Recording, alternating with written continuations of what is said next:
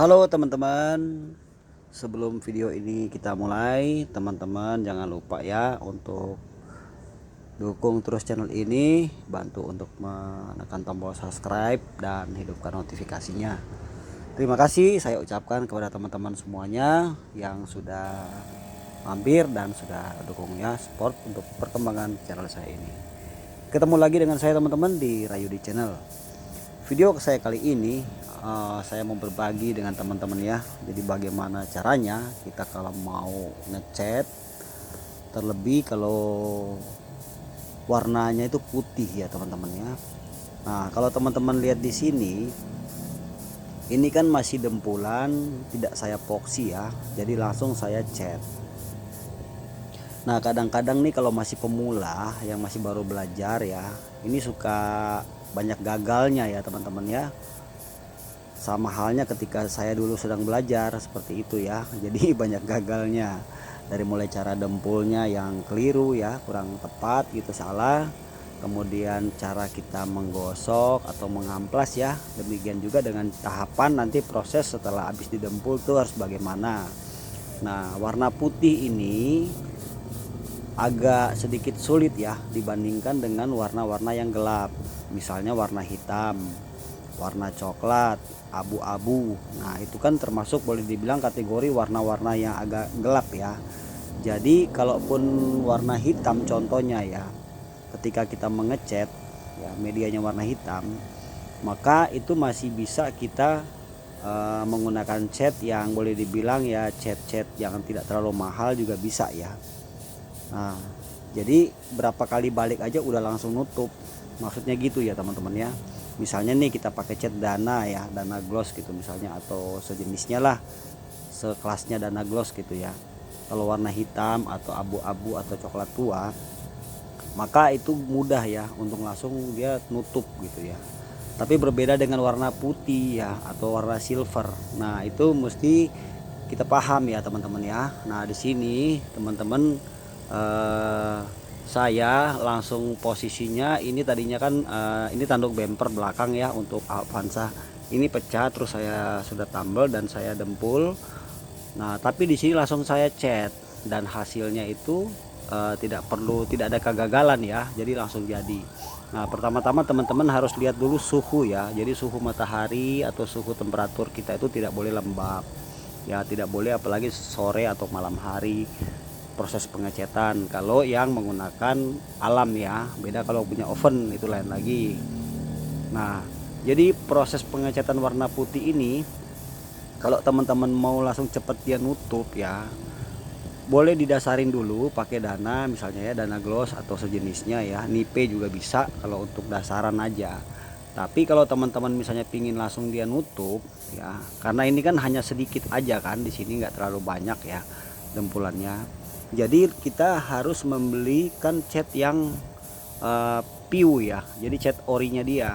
Nah agak encer tuh ya teman-teman ya. Jadi cat berbeda, cara membedakannya itu kalau cat ori itu ya cat bagus gitu ya, cat piu itu dia agak encer ya, berbeda dengan cat yang sekelas Dana gloss ya kan, itu dia kental.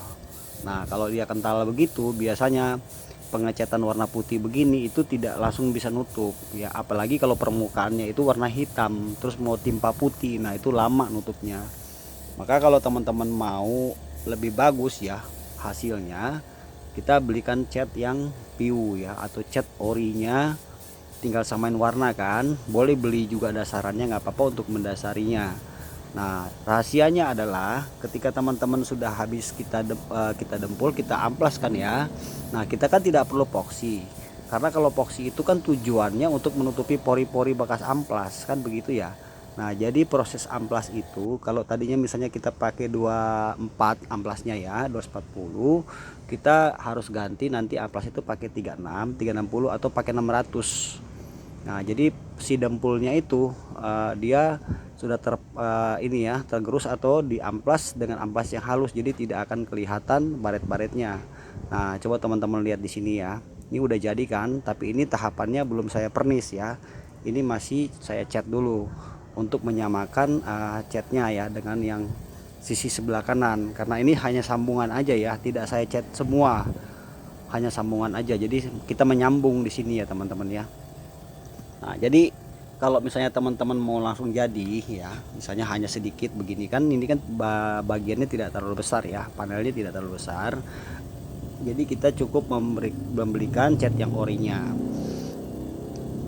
Memang harganya agak berbeda ya, agak lebih sedikit, agak lebih mahal. Seperapat itu jatuhnya sekitar 60 ribuan ya, sampai 70 ribu seperapat itu kalau yang cat orinya itu piu ya. Nah jadi cat bahannya tuh oven, maksudnya cat oven, memang khusus untuk oven gitu ya. Kalau kita bilang di toko cat tuh bahan untuk oven kita belinya. Nah di sini saya sudah langsung masuk ke tahapan pernis. Nah teman-teman harus ingat pada saat pernis begini, pernis itu tidak boleh terlalu encer ya, tidak boleh terlalu encer. Jadi pernisnya itu mesti agak kental.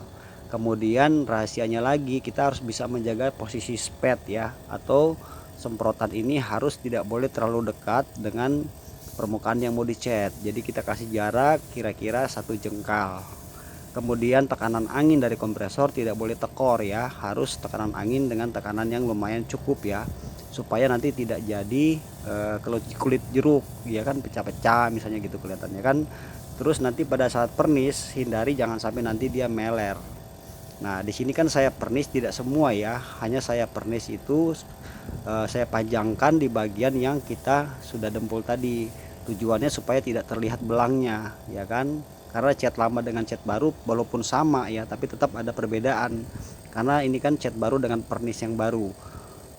Kemudian untuk finishingnya itu ketika sudah selesai pernis ya, nanti kan pas sambungannya itu supaya nanti tidak terlihat ya, sambungan antara cat yang lama dengan cat yang kita sambung yang baru, nanti di pas sambungan itu kita semprot menggunakan thinner ya, thinnernya pakai Impala aja atau pakai thinner piu ya, supaya nanti sambungannya tidak kelihatan. Jadi tanpa pernis, hanya thinner murni ya, 100% thinner, masukin di sepet dengan tekanan angin yang tinggi ya, kasih jarak 1 jengkal dari permukaan. Nah seperti ini langsung kita semprot menggunakan thinner. Jadi kita panjangkan ya dari antara sambungan itu mengenai cat yang lama yang tidak kena cat awal.